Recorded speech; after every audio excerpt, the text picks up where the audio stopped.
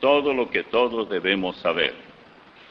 Bueno, o lo que todos debemos saber simplemente, porque no podemos incluir todo en cosas de 2 horas. No existe un solo cristiano, ni estudioso de las Escrituras, o algún teólogo muy renombrado, que sepa cómo responder a cada pregunta bíblica. Hay preguntas difíciles y virtualmente imposibles de así nomás contestar. Bueno, eso es lo que dice y se acabó.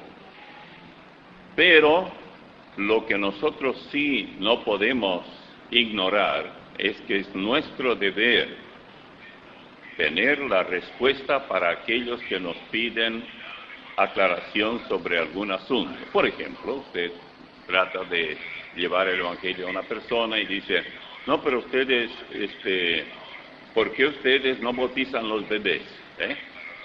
Bueno, porque los cristianos no hacemos tal cosa. Eso que dejamos para otros que no son bíblicos, aunque se llamen cristianos. Y luego hay tantas otras cosas. Pues ustedes no creen en el purgatorio, por supuesto que no. Y otros dicen, ustedes no le quieren, aborrecen a la Virgen María. Yo no sé de dónde sacaron, ella no me debe ni un centavo. Así que yo no tengo ningún problema con ella. Y está bien que su esposo se llamaba José, dichosa de ella, ¿no? Bueno, vamos ahora a 1 Pedro 3:15, la segunda parte dice, estad siempre preparados para presentar defensa con mansedumbre y reverencia ante todo lo que os demande, esto es, razón de la esperanza que hay en vosotros. Cualquier persona que dice, ¿por qué ustedes creen tal cosa? ¿Cuál es generalmente nuestra respuesta? Y no digo que está mal, decimos, porque así está escrito, y ya está. ¿Y dónde está escrito? Así en la Biblia. Y aquí es donde fracasamos, comenzamos a tropezar como el caballo en su último agosto. Ven como el caballo cuando ya está muy viejo ya no levanta las patas traseras, ya las está arrastrando. Bueno, no arrastren ustedes tampoco sus patas y tenemos que saber cómo responder. Nada mejor que lo que ustedes tienen como bosquejo, está lleno de textos bíblicos. Es cuestión nomás de tenerlos consigo y usarlos cuando sea necesario. Pero ahora vamos a enumerar lo que es obligatorio que sepamos. Y esto no es únicamente para los pastores, predicadores, misioneros, maestros de alguna clase bíblica en la iglesia, etc. Esto es para todos. Primero, la Biblia nunca defiende la existencia de Dios. No vale la pena discutir con los evolucionistas o algo así. La Biblia no discute, solamente informa. Es asunto de cada uno, creerlo o no. Y si la persona se niega a creer, ninguna discusión la va a cambiar. Dice en Génesis 1:1, en el principio creó Dios los cielos y la tierra. Ahí está. Pero ustedes no van a encontrar de allí hasta Apocalipsis capítulo 22, que es el último capítulo de la Biblia, una sola referencia bíblica donde se habla cómo Dios o algún escritor inspirado por el Espíritu Santo está defendiendo la existencia de Dios.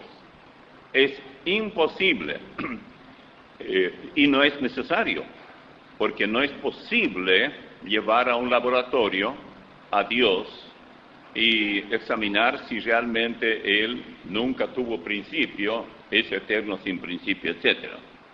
Segundo, la Biblia tampoco defiende, por ejemplo, la Trinidad divina, que Dios es Padre, Hijo y Espíritu Santo.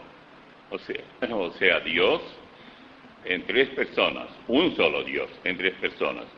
Esto tampoco se discute, porque aunque tenemos mucha información bíblica, y aquí hagamos un paréntesis, y es esto, yo no recomiendo nunca discutir asuntos como, por ejemplo, tomemos algún caso común, pero al mismo tiempo sencillo, de los testigos de Jehová,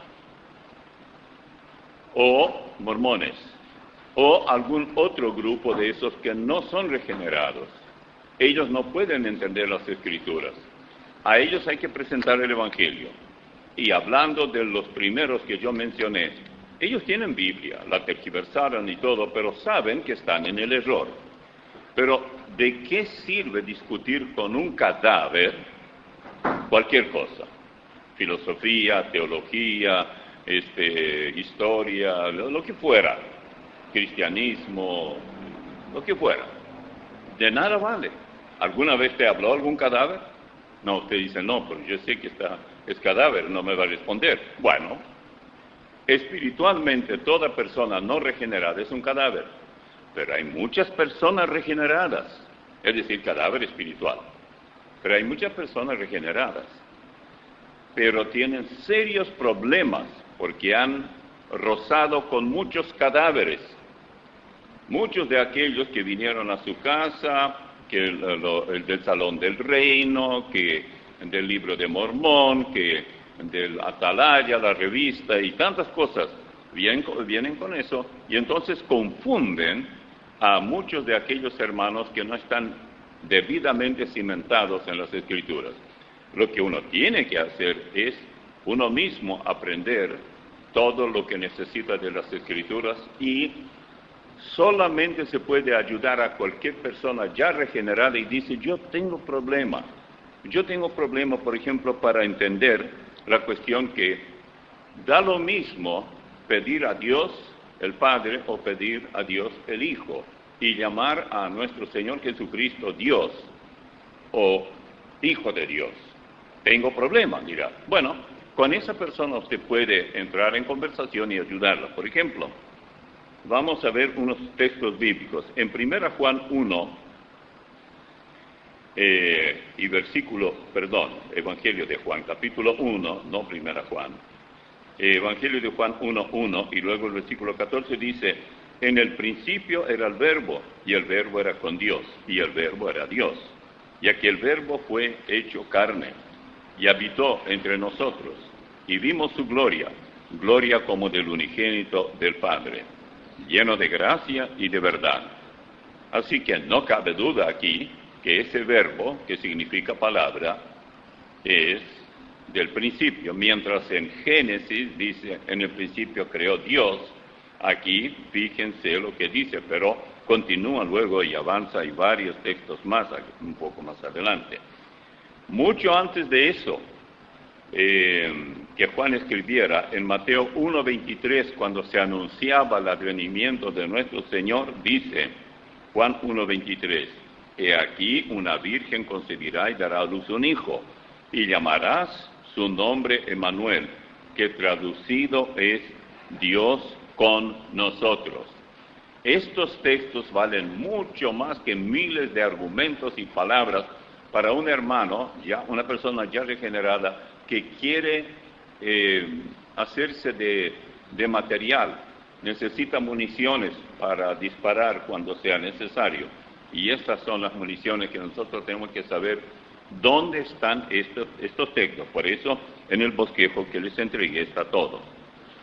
Luego, los que vieron al Señor Jesús, dice que vieron a Dios.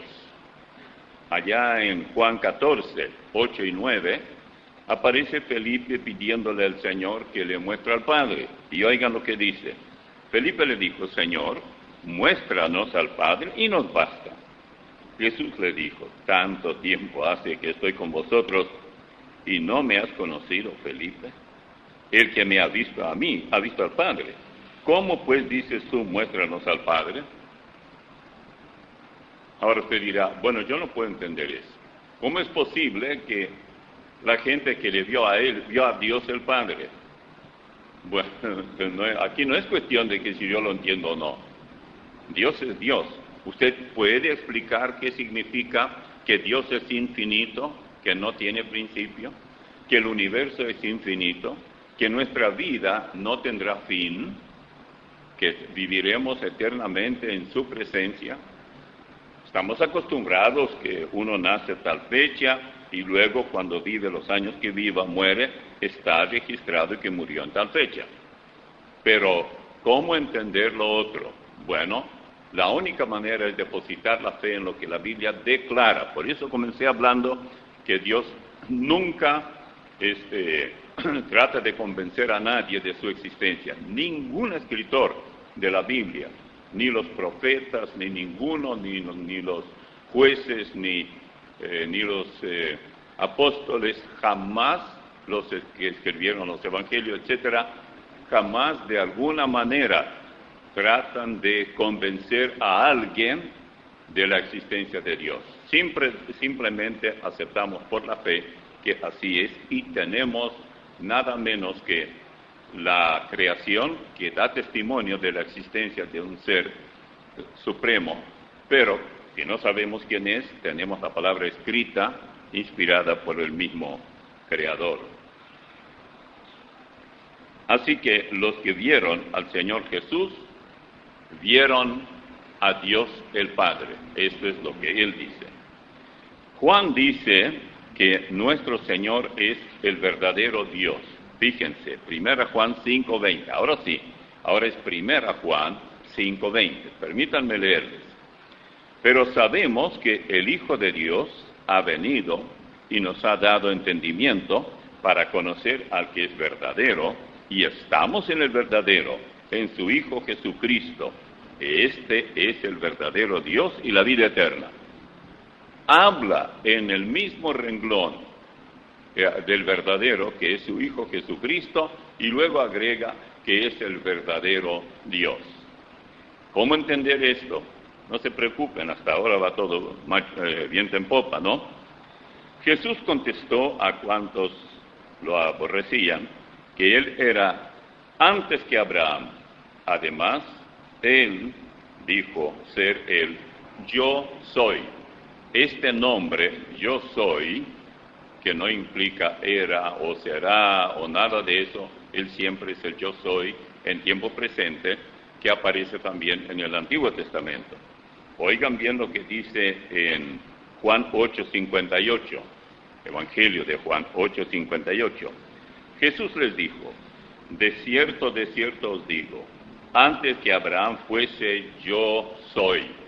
Desde el punto de vista gramatical, cualquiera que ha estudiado un poco en la escuela este dulce idioma español, sabe que él debía haber dicho yo fui o yo era, pero él dice yo soy. ¿Cómo es posible? ¿Será que él no sabía mejor gramática, nuestro Señor? Alguien dirá, bueno, él nunca fue a la escuela, etcétera. No. Él usa el mismo título que aparece allá en el Antiguo Testamento, en Éxodo 3, versículos 14 y 15. Pero como ustedes tienen todo eso, escuchen lo que dice. Y respondió Dios a Moisés: yo soy el que soy. Y dijo: así dirás a los hijos de Israel: yo soy, me envió a vosotros. Además dijo Dios a Moisés: así dirás a los hijos de Israel: Jehová, el Dios de vuestros padres, el Dios de Abraham, Dios de Isaac y Dios de Jacob, me ha enviado a vosotros. Este es mi nombre para siempre. Con él se me recordará por todos los siglos. Éxodo 3, 14 y 15. Jesús allá en Juan 8 usa exactamente esto mismo. Con razón que la jerarquía eclesiástica judía tanto lo aborrecía, porque sabían que ese título únicamente correspondía a Dios. Así que si el Señor Jesús era un impostor y pretendía ser coigual con Dios el Padre, el yo soy, naturalmente que tomaban piedras y querían apedrearlo. Ahora, no sé si usted sabía que Dios el Padre llama a Dios el Hijo nuestro Señor y Salvador. Mire, en Hebreos capítulo 1, versículos 7 al 10. Hebreos 1, 7 al 10. Noten bien lo que dice. Ciertamente de los ángeles dice: el que hace a sus ángeles espíritus y a sus ministros llama de fuego. Mas del Hijo dice: tu trono, oh Dios, por el siglo del siglo. Cetro de equidad es el cetro de tu reino. has amado la justicia y aborrecido la maldad, por lo cual te ungió Dios, el Dios tuyo, con óleo de alegría más que a tus compañeros. Y tú, oh Señor, en el principio fundaste la tierra, y los cielos son obra de tus manos. Esto en Hebreos 1, 7 al 10, pero note bien. Y dice, el que hace a sus ángeles, vuelvo otra vez al 7, espíritus, y a sus ministros llamas de fuego. Mas del Hijo dice, ¿quién habla aquí? Dios. Tu trono, oh Dios, por el siglo del siglo. Dios el Padre se refiere a Dios el Hijo y dice, tu trono, oh Dios. ¿Quién puede contra esto? O alguien dirá, bueno, entonces cuando usted habla con alguien dice, bueno, él era hijo de Dios, pero no era Dios. No discuta con esa persona. Dele estos textos. Tenga consigo. Cópialos si quiere. Y entregue a aquellas personas que comienzan a discutir lo que no es posible contestar, porque eso se acepta por la fe depositada en aquel que nos ha creado y que tampoco discute en ningún lugar su propia existencia. Así que no tenemos que preocuparnos por eso. También Jesús afirmó que Él y el Padre eran uno. Por ejemplo, en 10 de Juan 10, versículo 30, yo y el Padre uno somos. Nadie puede hacer esto, excepto Él pudo hacerlo, pudo decirlo. A mí no me gusta mucho ahondar estas cosas y tratar de explicar cómo es el asunto. El único cómo es simplemente lo que está escrito. Cada uno tiene que verse con lo escrito y por la fe aceptar que así es. Ahora, ¿es el Espíritu Santo una persona? O, como dicen algunos, ya pasamos ahora al Espíritu Santo.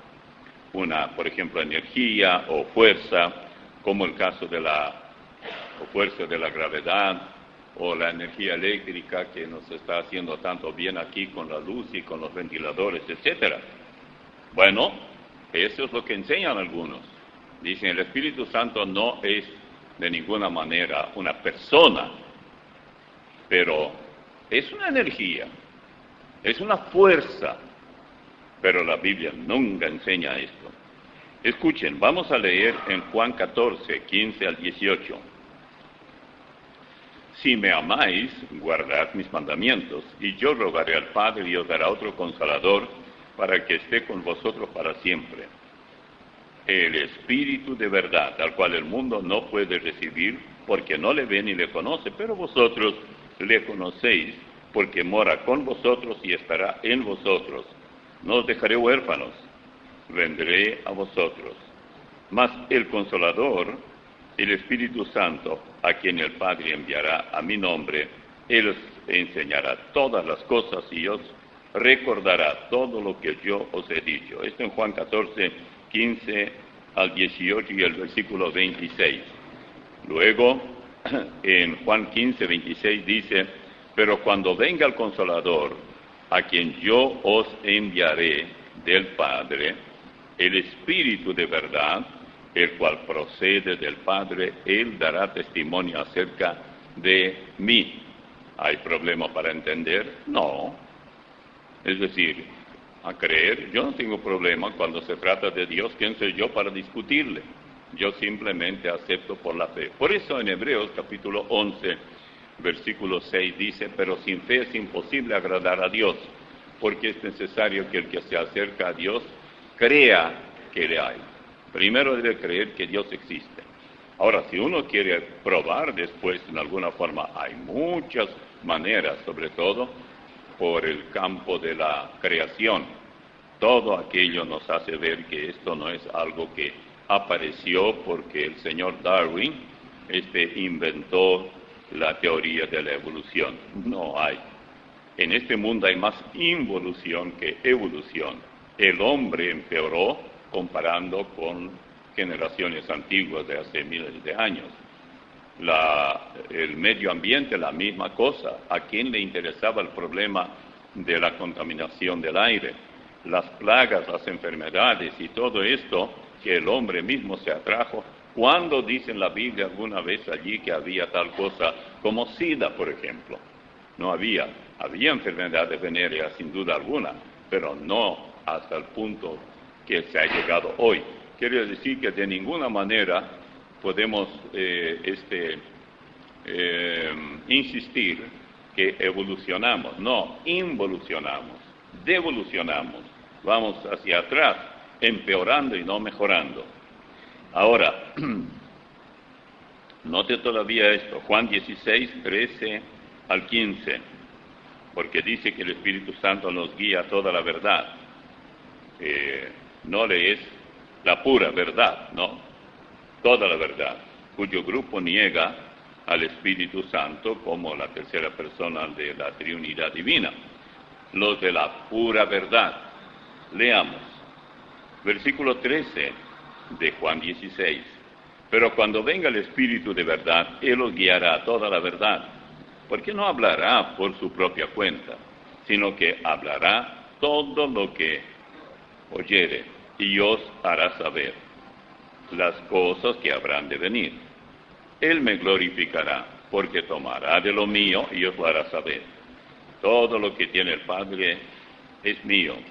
Por eso dije que tomará de lo mío y os lo hará saber. Esto, Juan 16, 13 al 15.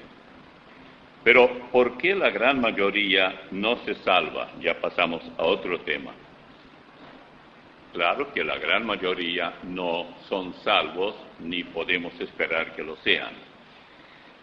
Creo que uno de los textos que debemos conocer es Juan 5, comenzando, vamos a leer los versículos 39 y 40. Y esto es lo que dice aquí. Escudriñad las Escrituras, porque a vosotros os parece que en ellas tenéis la vida eterna, y ellas son las que dan testimonio de mí. Y no queréis venir a mí para que tengáis vida. Y esto contesta la pregunta. La gran mayoría no quiere acercarse a Él. Muchos de ellos saben que la Biblia es la verdad y que lo que se dice del Señor en el Nuevo Testamento, lo mismo en el Antiguo, cuando se predice su venida, es la verdad, pero no quieren. Para poder entender el asunto de la salvación mediante Jesucristo, claro que hay que escudriñar las Escrituras, como dice en Juan 5, 39. Pero hay otra cosa. Jesús, hablando en Mateo 7, 13 y 14, dice: entrad por la puerta estrecha, porque ancha es la puerta y espacioso el camino que lleva a la perdición, y muchos son los que entran por ella. ¿Por qué los muchos no están en el camino angosto? Bueno, el Señor lo dice. Porque estrecha es la puerta y angosto el camino que lleva a la vida, y pocos son los que la hallan. Mateo 7, 13 y 14. En Lucas 13, 23 y 24 hay otro texto, también habla el Señor y dice: y alguien le dijo: Señor, son pocos los que se salvan. Y Él les dijo: esforzaos a entrar por la puerta angosta, porque os digo que muchos procurarán entrar y no podrán. ¿Cuál es la diferencia entre la puerta ancha y angosta, el camino ancho, el camino angosto, etcétera? Todos nosotros, son metáforas, es cierto, pero es una forma de ilustrar lo que es la vida cristiana verdadera. Para ser un verdadero cristiano es muy parecido a cómo entrar y seguir por el camino angosto. No sé cuántos de ustedes viajaron alguna vez a Bolivia, pero lo que mucho hay en Bolivia son esos terribles precipicios, y las rutas son curvas porque hay muchas montañas. Da miedo andar por ahí. Y cuando yo iba en camioneta con un hermano y otros ahí que íbamos, y yo digo: ¿y aquí no hay accidente? ¡Oh, sí! Rodaron varios vehículos, ómnibus y todo, y murieron todos. Qué buen incentivo para seguir haciendo esos viajes. Muy peligroso, pero bueno, uno quiere llegar de un punto a otro. Hay que andar con mucho cuidado. La misma cosa ocurre en el campo espiritual. No podemos andar siempre muy seguros y que todo está bien. Somos víctimas del enemigo que nos induce a pecar y tenemos muchas veces que continuar por ese mismo camino angosto. ¿A cuántos de los que manejamos vehículos no nos gusta esas carreteras anchas con no sé cuántos carriles? Usted se corre a la izquierda y puede correr mucho más y no hay problema y la visibilidad es muy buena. Ese es el mundo. Así él compara el mundo. En el mundo puedes hacer todo lo que quieres. A mí, dicen, nadie me va a decir qué es moral y qué es inmoral, qué es bueno y qué es malo. A los padres ya se les está prohibiendo enseñar a sus hijos los principios morales, los principios bíblicos, la oración o las oraciones. Esas cosas se están poco a poco quitando de la gente. Y el día de mañana, el propio hijo de 7, 8, 10 años, la maestra le puede preguntar, ¿tus padres te dicen que ores? Oh, sí. Y bien, pueden convocar primero en la escuela a los padres, decirles cuál es la regla de conducirse con los hijos, que no deben de ninguna manera inducirlos a orar, etc. Y si esto no ayuda, y el hijo de nuevo dice, mi papá o mi mamá o mis padres siguen orando, estando yo presente y me piden que yo ore también, etc., ya allí las cosas pueden empeorar. ¿Y saben cuál es? Quitarle a ese hijo o hija para que lo instruyan en algún tipo de enseñanza totalmente satánica y diabólica. Llegó el punto, por ejemplo, en Estados Unidos, donde el budismo, muchas religiones paganas se permiten. El yoga hasta se practica, y es una gran cosa porque le cambiaron el título, ahora es ciencia, ya no es religión, cuando realmente lo es desde todo punto de vista. Pero el cristianismo ni menciona.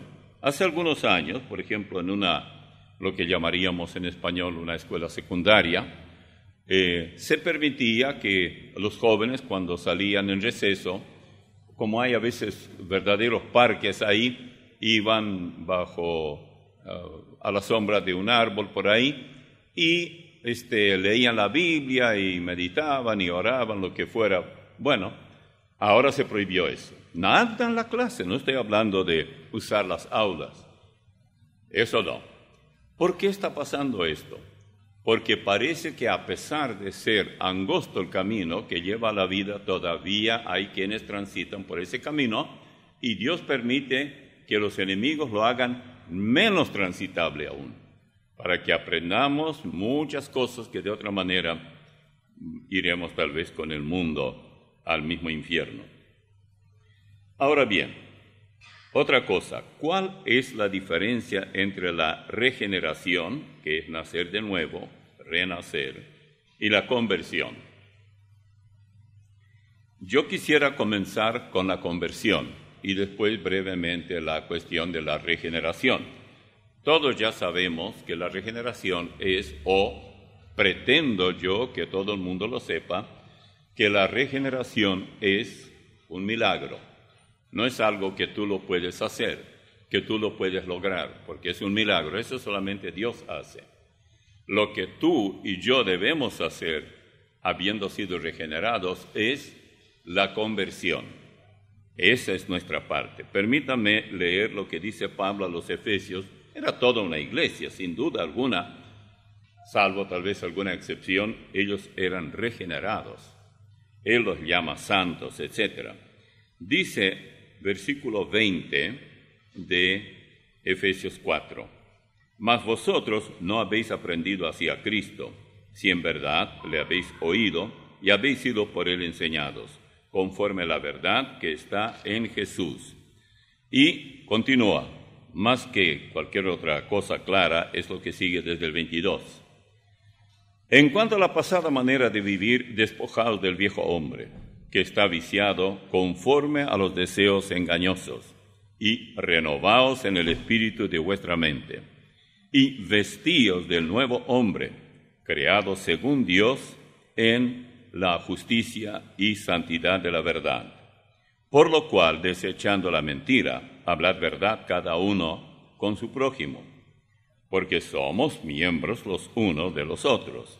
Airaos, pero no pequéis, no se ponga el sol sobre vuestro enojo, ni deis lugar al diablo.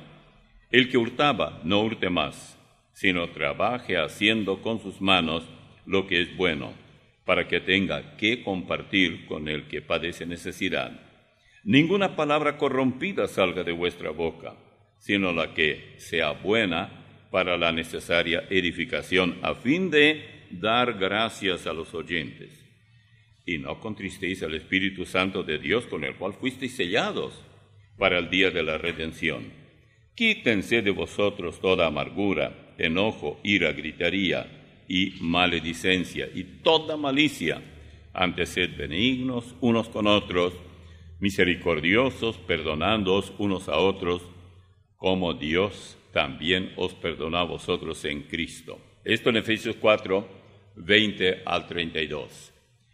Una y otra vez, varias áreas de la Biblia, Pablo les está diciendo qué deben dejar, qué deben cambiar por algo mejor, algo que agrade a Dios y que les ayude a mostrar, no solamente explicar su fe, sino vivir esa vida que debe diferir mucho de la vida de los no salvos.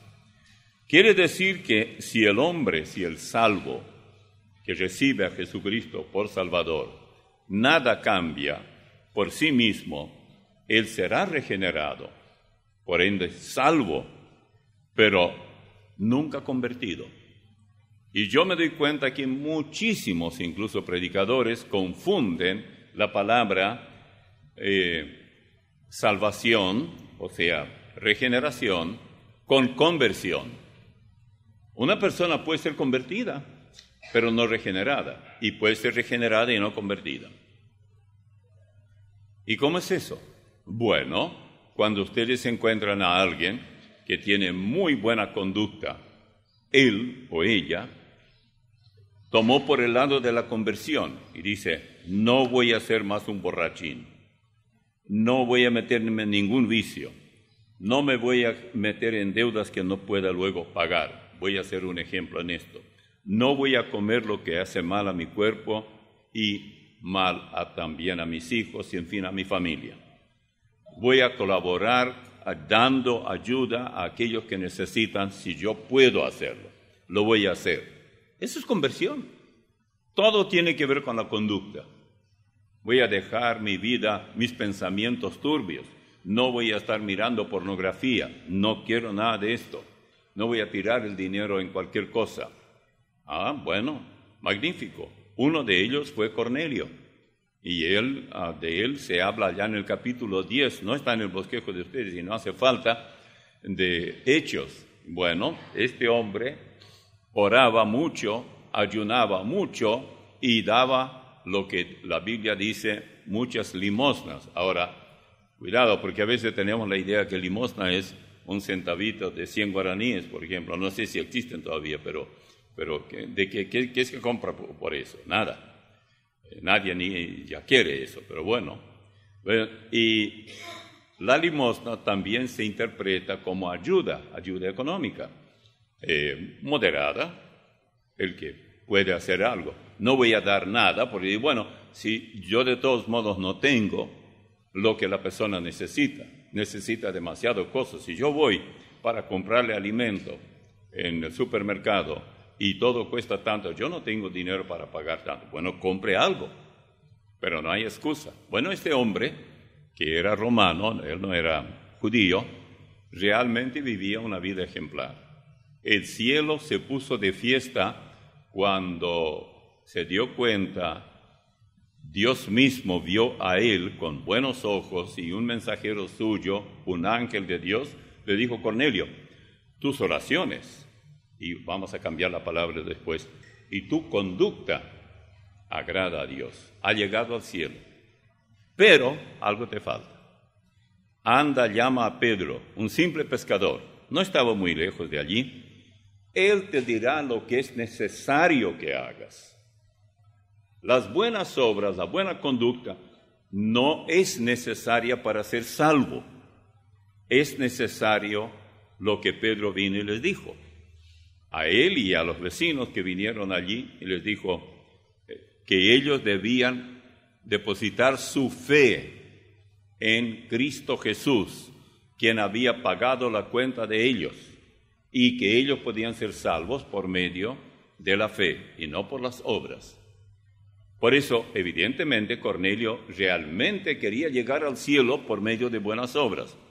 Yo recomiendo, cualquiera de ustedes que tiene una conversación con alguien y la persona insiste mucho, no, las buenas obras son necesarias, ustedes dicen que no les importa y todo eso, yo recomiendo que les digan, lee el capítulo 10 de Hechos de los Apóstoles.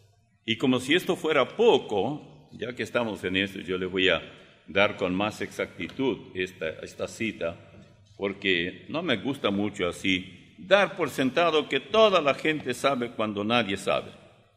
Pero entonces, o por lo menos no tienen la suficiente memoria para recordar tantas cosas que resulta difícil. Yo no estoy criticando a nadie, me estoy criticando a mí mismo, porque ¿para qué más que eso, no?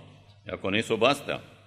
Dice, por ejemplo, en el versículo 1 del capítulo 10, había en Cesarea un hombre llamado Cornelio, centurión de la compañía llamada La Italiana, piadoso y temeroso de Dios con toda su casa, toda la familia, y que hacía muchas limosnas al pueblo, y oraba a Dios siempre. Muy importante que él no oraba a ningún dios pagano, cuando él era gentil pagano. Este vio claramente en una visión, como a la hora 9 del día, que un ángel, eso es bueno, ¿verdad? ¿Qué pasó? Dice, un ángel de Dios entraba donde él estaba y le decía, Cornelio. Él, mirándole fijamente y atemorizado, dijo, ¿qué es, Señor? Es como decir, ¿qué he hecho mal? Y le dijo, tus oraciones y tus limosnas han subido para memoria delante de Dios.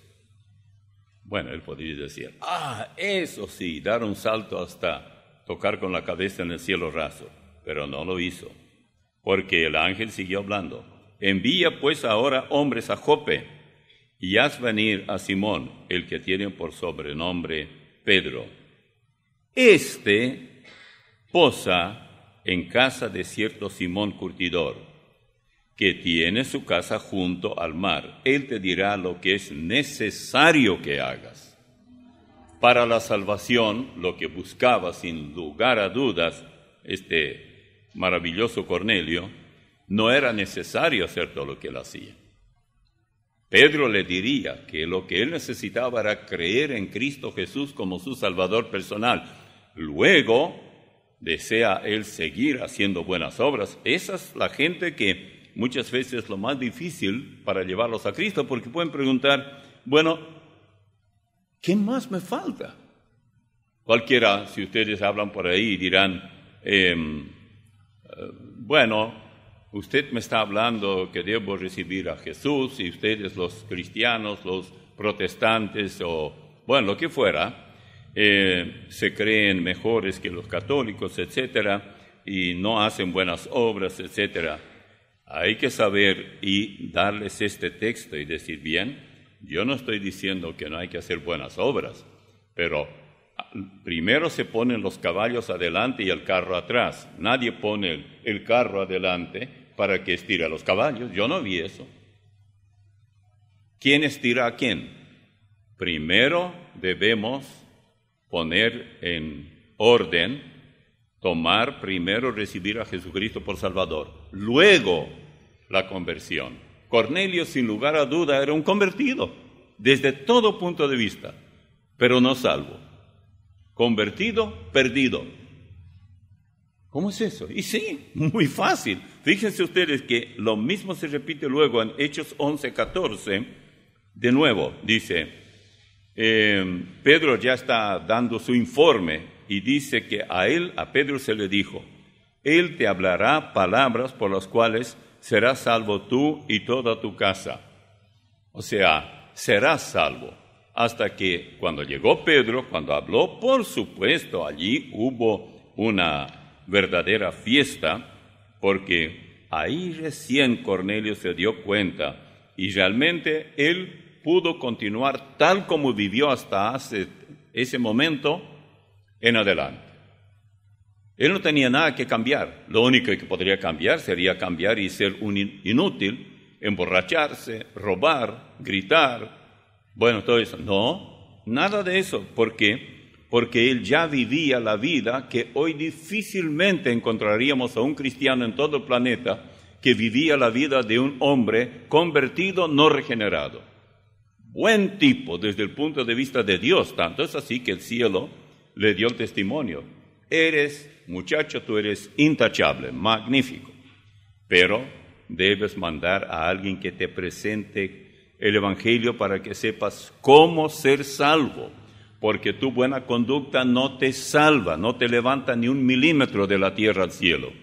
Con todas tus buenas obras irás al infierno. ¿Es posible? Sí. Dice en Efesios capítulo 2, versículos 8 y 9, porque por gracia sois salvos por medio de la fe, y esto no de vosotros. Todo lo que Cornelio hacía era de vosotros, era de él. No de vosotros, pues es don de Dios, no por obras, para que nadie se gloríe. La salvación no se da por buenas obras a ningún pecador. El pecador puede cambiar mucho y todo, pero mientras no reciba por la fe a Jesucristo, su cambio será algo así como una decoración externa, no hay nada. El corazón sigue igual todavía. Jesucristo murió por nuestros pecados. Ahora, una vez que una persona ya recibe por la fe a Jesucristo, de allí en adelante la conversión. Por eso digo siempre, la pregunta ¿es lo mismo la regeneración y la conversión? No, no es lo mismo. ¿Qué viene primero? La regeneración y luego la conversión. Es natural que tenemos que exigir que una persona que fue regenerada, que recibió por la fe a Jesucristo, también se convierta. Hay casos donde la conversión y la regeneración y la conversión vienen juntas. Hay casos, por ejemplo, si ustedes toman el cuadro de Hechos 16, ya que estamos en 16, yo no fui a todos esos textos en el bosquejo que ustedes tienen, pero ustedes pueden anotar si quieren. En este caso se produjo algo muy llamativo. Había un carcelero de Filipos allí, estaba cuidando a Pedro y a Silas, que estaban encarcelados por predicar el Evangelio, y escuchen lo que pasó. Vino de repente, porque la iglesia oraba por ellos, vino de repente un tremendo sacudón, un terremoto muy grande. Entonces dice sobrevino, versículo 26 de Hechos 16, dice, entonces sobrevino de repente un gran terremoto de tal manera que los cimientos de la cárcel se sacudían y al instante se abrieron todas las puertas y las cadenas de todos se soltaron, es decir, había muchos presos más.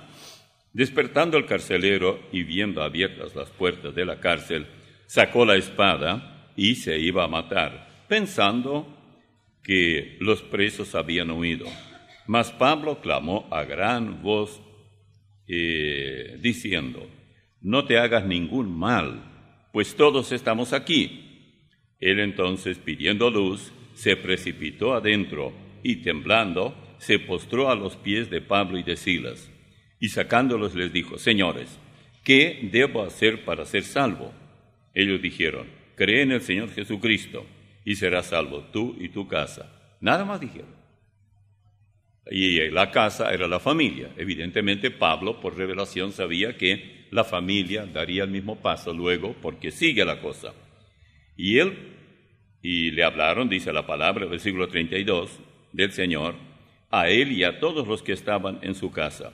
Y él, el carcelero, tomándolos en aquella misma hora de la noche, les lavó las heridas, los había azotado la noche anterior. Y enseguida se bautizó él con todos los suyos. y llevándolos a su casa les puso la mesa y se regocijó con toda su casa, o sea, familia, de haber creído a Dios. Cuando fue de día, etcétera, ya cambia el tema. Pero bueno, esto es simultáneo, la regeneración y la conversión. Por eso no digo que no hay casos donde la persona se convierte definitivamente en el momento de recibir por la fe, depositar su fe en Cristo. Alguien preguntará, bueno, ¿cómo es el asunto eso de la regeneración? Yo ya dije que es un milagro y se acabó. A los que ya son regenerados, dice, por lo cual desechando la mentira, hablad verdad cada uno con su prójimo, porque somos miembros los unos de los otros, airaos, pero no pequéis, etc. En Efesios 4, 25 al 27. Pero eso, yo creo que una persona que está metida en el alcoholismo, para eso se crearon aquellos alcohólicos anónimos. Bueno, yo no sé dónde están los anónimos, porque ellos gritan demasiado y hacen su trabajo y cuesta demasiado. Se dan las estadísticas de borrachera que hay y lo que cuesta aún al Estado o a nuestros impuestos que pagamos para ir curando a esos alcohólicos. La pregunta buena es, de entre ellos, ¿cuántos son regenerados, pero no convertidos? Alcohólicos Anónimos no convierte a nadie. No hace falta ir allá. Hace falta presentar el Evangelio. Por eso cuando dije al comienzo, no vale la pena discutir si Cristo es Dios o no por personas no regeneradas. Pero una vez que la persona es regenerada, puede convertirse definitivamente y ya el galpón del reino no más. O como le llaman, el salón del reino, da lo mismo. No hay mucha diferencia. Bien. Muchos años antes del Nuevo Testamento, el escritor del Antiguo Testamento, Salomón, escribió: como tú no sabes cuál es el camino del viento, o cómo crecen los huesos en el vientre de la mujer encinta, así ignoras la obra de Dios, el cual hace todas las cosas. Sabemos el proceso, pero ¿cómo ocurre eso? Bueno, cuando nosotros comemos, y depende de lo que comemos, ¿no? Pero sin mucha caloría, vamos a ir como quien infla una pelota, agrandándonos a la redonda, ¿no? Pero se necesitan muchos nutrientes para que podamos tener una salud adecuada, fuertes, trabajando, etcétera, etcétera. Pero el mejor ejemplo de la diferencia entre la regeneración y la conversión la tenemos en el libro de Santiago, en el capítulo 2. Vamos a leer un poco ahora sobre la misma regeneración. Juan capítulo 3 es muy claro cuando habla Jesús con Nicodemo, pero yo dejé eso a cambio de Eclesiastés 11:5. Vamos a leer un poco aquí porque muchos nos llaman para averiguar sobre esto. Dice en el versículo 14 de Santiago 2, hermanos míos, ¿de qué aprovechará si alguno dice que tiene fe y no tiene obras? Alguien dirá, no es solo por la fe que la persona se salva, obras también. Cuidado, antes de gritar victoria, siga escuchando. ¿Podrá la fe salvarle? Y si un hermano o una hermana están desnudos, es decir, necesitan abrigo, y tienen necesidad de mantenimiento de cada día, también alimento necesitan. Y alguno de vosotros les dice, id en paz y calentaos y saciaos, pero no le dais las cosas que son necesarias para el cuerpo. ¿De qué aprovecha? Esa persona que es un hermano en la fe necesita alimento y necesita abrigo. Y usted abre la puerta y dice, oh, hermanito o hermanita, yo veo que usted está en problema, que Dios le lleve en paz, que le cuide, que ninguna ningún choque acabe con su vida o algo de ese tipo. ¿Y eso es lo que la persona busca? No hable, dele lo que usted ve que necesita. La persona viene y usted se da cuenta, necesita abrigo y necesita alimento. Dele eso. Pero sigamos leyendo lo que dice. Un poco más adelante. Versículo 17. Así también la fe, si no tiene obras, es muerta en sí misma. Muchos se asustan con esto. Dicen, ¿es probable que una persona salva tenga fe muerta? Un cadáver que se llama fe, pero es cadáver. Pero alguno dirá, y aquí viene el punto, tú tienes fe y yo tengo obras. Muéstrame tu fe sin tus obras y yo te mostraré mi fe por mis obras. Noten bien, la pregunta no es filosófica. A ver, vamos a ir explicando cómo es el asunto de la fe, qué significa, cuál es su etimología. No. Vamos al grano. Tú tienes obras, o yo tengo obras, tú tienes fe.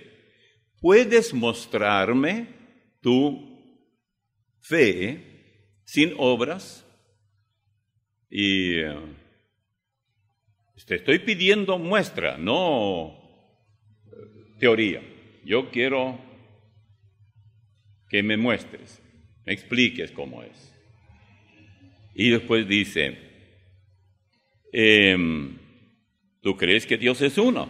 Bien haces, eso es bíblico. También los demonios creen y tiemblan. Y uno dice, ¿quiere decir que yo tengo la misma fe de los demonios? Exactamente. Cuando eres regenerado, pero no convertido. Y luego esta pregunta. ¿Mas quieres saber, hombre vano, que la fe sin obras es muerta? ¿No fue justificado por las obras Abraham, nuestro padre, cuando ofreció a su hijo Isaac sobre el altar? Aquí es donde los de obras buenas para ser salvos dicen, ustedes dicen que Abraham ha sido un gigante de la fe. Aquí dice que él fue justificado no por la fe solamente, sino por las obras. Bueno, para entender eso tenemos que seguir leyendo un poco más.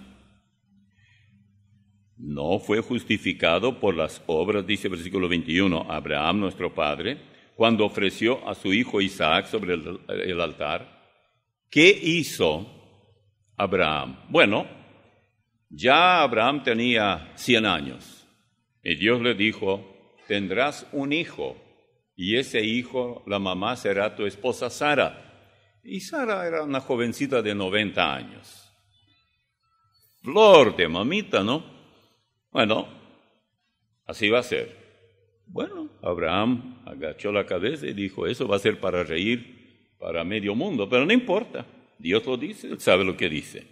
Y así ocurrió. Hoy estaba muy chocho Abraham, porque esperaba tanto a ese hijo, tantos años, y ahora por fin nació, pero bueno, yo ya tengo, habrá dicho, 100 años, yo lo quería mucho antes.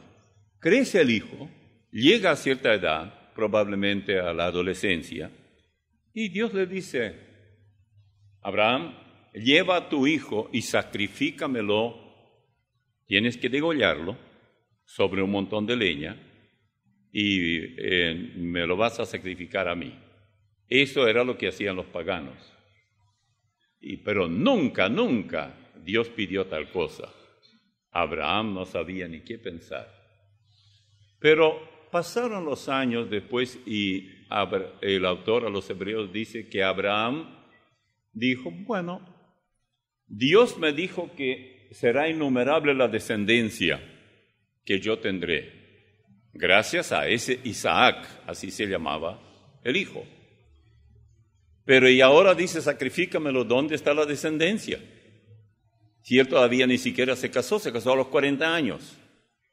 Entonces, bueno, de todos modos dijo, Dios es capaz de resucitarlo aun si yo lo voy a degollar. Y no puedo dejar de hacerlo, tengo que hacer contra mi voluntad porque Dios me manda que lo haga. Él no tenía ninguna duda que era Dios que lo mandaba y no un demonio por ahí. Bueno, dice que esto hizo algo. Abraham ya era el campeón de la fe, pero hizo algo aquí. No fue justificado, versículo 21, por las obras. Versículo 22, ¿no ves que la fe actuó juntamente con sus obras? Y lo último, y que la fe se perfeccionó por las obras. Una cosa es fe y otra cosa es fe perfeccionada. Y esto únicamente ocurre cuando nosotros obedecemos al Señor, aunque no parezca correcto lo que Él me está pidiendo. Y parece contrario a lo que dice la Escritura. Pero si yo tengo la absoluta certeza que esto no proviene de mi capricho o mi deseo personal, sino que viene de parte de Él, mi fe se perfecciona. Ninguno de nosotros quisiera dar muerte a su único hijo, bajo ningún concepto. Y máxime cuando en esa época, en aquellos lugares, era tan común ofrecer a los dioses para que no se enojen a lo que uno más amaba. ¿Y qué ama más? No es que a quién más que todo es a sus hijos. Dice en el versículo 23, y se cumplió la escritura que dice, Abraham creyó a Dios y le fue contado por justicia y fue llamado amigo de Dios. ¿Ven? Nuevo título. Nunca antes se llamaba amigo de Dios, pero él fue justificado mucho antes. Si vamos nosotros al Antiguo Testamento donde ocurrió esto, fíjense ustedes, allá en el libro de Génesis encontrarán que él fue justificado antes, pero ahora Dios quería que su fe, él depositó su fe en Dios, salió de Ur de los Caldeos, se fue hasta lo que hoy es la tierra de Israel, y allí Dios quería que su fe se perfeccionara. Noten en el versículo 6 del capítulo 15 de Génesis, y creyó a Jehová y le fue contado por justicia. La palabra justicia es, él fue justificado porque ya había creído en Dios, ahora creyó a Dios. Cuidado, porque no es lo mismo creer en Él. Todo el mundo dice, sí, yo creo en Dios. Claro que sí. No creo. Yo voy a creer a lo que inventaron los evolucionistas. No, me parece absurdo. Magnífico. Los demonios también creen y tiemblan, pero creer a Dios es creer a sus promesas. ¿Qué promesas tiene Él para nosotros? Que tenemos vida eterna cuando creemos en Él. En ese momento obtenemos. Y no hay ni un solo pasaje en toda la Biblia donde diga cuándo y cómo perdimos esa vida eterna. No hay. No es posible. Porque si es eterna, es eterna. Pero ahora, por supuesto, Él quiere que nosotros sepamos que también tenemos recompensa por la vida agradable a Él que llevemos aquí en este mundo. Por eso mismo allá en 2 Corintios 10:5 dice, es necesario que todos nosotros comparezcamos ante el tribunal de Cristo para que cada uno reciba según lo que haya hecho mientras estuvo en la carne. Usted y yo compareceremos allí y todos nosotros recibiremos algo según habremos vivido nuestra vida cristiana. Por eso la cuestión aparte de la regeneración, la salvación, o sea, la conversión, se hace imperativa. Es absolutamente necesario que el hombre y la mujer, quienes oyeron el Evangelio, recibieron por la fe a Jesucristo, se conviertan. Mientras la regeneración es obra totalmente divina. Tal como dice allá en Eclesiastés, como tú no sabes cómo se forma el hueso en el vientre de la madre, etc., yo no puedo explicar eso. Lo que yo sé es lo que dice allá en 2 Corintios 5:17. De modo que si alguno está en Cristo, nueva criatura es. Las cosas viejas pasaron y aquí todas son hechas nuevas.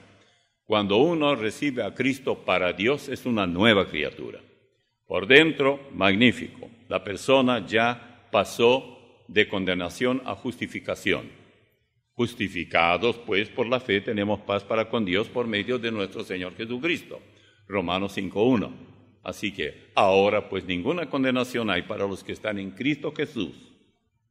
Y luego agrega, los que no andan conforme a la carne, mas conforme al Espíritu. ¿Por qué?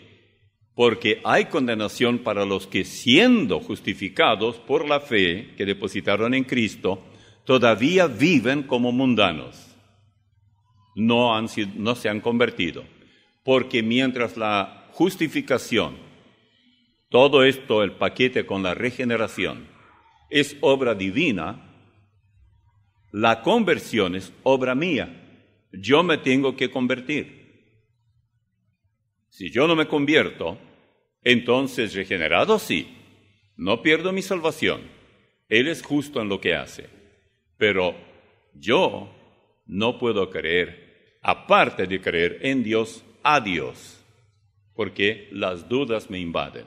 Y usted dirá, no, y no dice ahí, usted acaba de decir en Romanos 8:1, ahora pues ninguna condenación hay para los que están en Cristo Jesús. Ajá, pero agrega, los que no andan conforme a la carne, sino conforme al Espíritu. Y si uno anda conforme al Espíritu, es porque vive la vida que el Espíritu Santo exige, demanda de nosotros. ¿Y cómo Él demanda? Mediante la Escritura.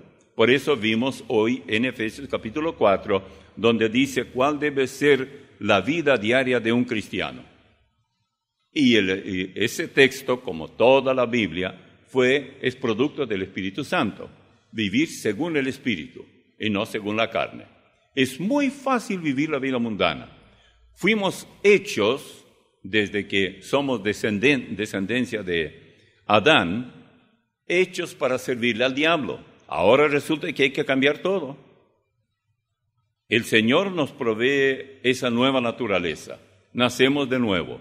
Pero resulta que todavía tenemos el mismo cuerpo, todavía tenemos la misma memoria de quién sabe cuántas cosas que hemos hecho, todavía vivimos en este mundo y hay que ver qué hago ahora con los impulsos que sigo teniendo. Por eso cuando dice los que no andan conforme a la carne, sino conforme al Espíritu, la justificación o condenación, uno si vive conforme a la carne, seguirá siendo condenado. Póngalo así. Supóngase que usted trabaja en un lugar, usted es cristiano, miembro tal vez de esta iglesia, y usted trabaja en algún lugar. Y a veces usted roba un lapicito ahí en la oficina, alguna cosa pequeña. La corporación esa, lo que fuera, tiene mucho. Eso no es nada. O habla alguna grosería por ahí para reír un poco o algo así. La gente está escuchando y le está viendo y él la está observando. Y poco a poco se va dando cuenta que usted no es tan cristiano como dice ser. Y cuando usted, siendo quien es, que no fue convertido, pero sí regenerado, pero su regeneración hay que mostrarla en la conversión, no se puede de otra forma. Entonces, de ahí en adelante, sus palabras para alcanzar a otros y llevarlos a Cristo valen 0, menos que los guaraníes, muy poca cosa. Piensa así, usted compra una propiedad, una vivienda, donde va a vivir su casa. Allá hay muchas cosas en esa propiedad malas. Es suya desde el momento que se hicieron los documentos y todo, usted pagó, etcétera, es suya. Y la gente luego sale de allí, usted entra y todo el mundo de sus amistades piensan que usted enseguida va a transformar esa casa. La va a arreglar donde está mal, le va a embellecer, la va a pintar, le va a dar otro rostro, por decirlo así, a esa casa.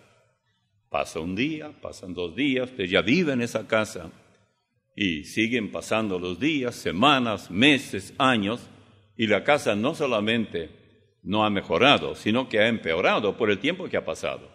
Es exactamente lo que ocurre con la persona regenerada, no convertida. Todo eso de como usted tiene que llevar seguramente una brocha y pintar, usted tiene que llevar el martillo y clavos y clavar las tablas que se le están cayendo y hacer muchas cosas. Pero usted es un poco perezoso y dice, bueno, la gente vivió acá los años que vivió, de alguna manera yo voy a vivir. Y usted sigue viviendo la misma vida que vivió esa gente allí, que no era cristiana, desde luego. Mientras la regeneración es obra divina, usted solamente recibe por la fe en Jesucristo, Él le regenera, le recibe. Venid a mí, dice Jesús, a todos los que estáis trabajados y cargados, que yo os haré descansar. ¿Por qué hay tanta gente que no descansa en Él? ¿Por qué? Porque se resisten a abandonar aquello que los llevaría a la conversión, al cambio de vida. Y uno de los puntos que hay que tener en cuenta para no caer en esa trampa y nunca ser convertido, es simplemente si usted deja de concurrir a la iglesia, digamos, a congregarse los domingos, usted poco a poco va perdiendo interés alguno. Y ni qué hablar sus hijos. Algunos piensan, no, eso de ir a escuchar la palabra de Dios, yo ya sé todo. Y yo sé de qué va a hablar el pastor, y yo tengo mi Biblia, yo tengo la radio para escuchar. No, yo no necesito. Bueno, pruebe hacerlo, o mejor, nunca lo pruebe, porque Satanás astutamente hará que sus hijos crezcan en un ambiente donde la iglesia no es necesaria. Permítame leerle allá en 10 de Hebreos, la carta a los Hebreos capítulo 10. Yo creo que por ahí lo tenemos también, pero de cualquier manera yo lo voy a leer ahora. Dice así, versículo 23 del capítulo 10. Mantengamos firme sin fluctuar la profesión de nuestra esperanza, porque fiel es el que prometió, y considerémonos unos a otros para estimularnos al amor y a las buenas obras, no dejando de congregarnos como algunos tienen por costumbre, sino exhortándonos y tanto más cuanto veis que aquel día se acerca. No dejando de congregarnos como algunos tienen por costumbre. Ya en la época cuando se escribió esto, en el primer siglo de nuestra era, ya hubo gente que decía, no tiene importancia congregarse. Esto es, Satanás arrulla al hombre en la camita por la mañana, y mientras al trabajo se levanta bien temprano porque no lo van a tolerar. Para la iglesia, no. Es que la Biblia también dice que tenemos que descansar un día. Y yo trabajo todos los días. Ayer por la noche me di el lujo de mirar al Buda sinvergüenza y que es el niñero que está en la esquina. Y se me fue la hora, no me va a creer. Yo creí que estuve mirando tal vez 10 minutos y me di cuenta que pasaron casi 2 horas. ¿Qué hora es? Son casi las 2 de la mañana. ¡Ay, me voy a dormir! Y por supuesto que luego se duerme y dice, no, si yo ahora me voy a comenzar a preparar para ir a la iglesia, yo voy a llegar ya para, escúcheme una palabra que usted no va a entender, Shapkobrania. ¿Qué es eso? ¿Guaraní? Shapka es gorra. Y en Europa, por ejemplo, donde nevaba mucho, la gente tenía sobre todos, sombrero, gorra. Claro, esos sombreros para que no de algo por el sol solamente, sino el frío. Y había siempre en el templo ahí unos ganchos. Y ahí colgaban, si no llevaban sobre todo, llevaban la shapka y colgaban. Entonces, a la hora cuando la gente salía, cada uno y sacaba su gorra. Pero sobrania es reunión. Entonces, para combinar la shapka con braña, le salía, fulano de tal vino para shapkobrania. Bueno, acá no necesitamos eso, ¿verdad? Venimos sin sombreros. Así que igual venimos para la mente. Eso es todo lo que quería decirles. Padre amado, por tu palabra te agradecemos y pedimos que tú la graves en nuestro corazón. En el nombre de Cristo Jesús. Amén.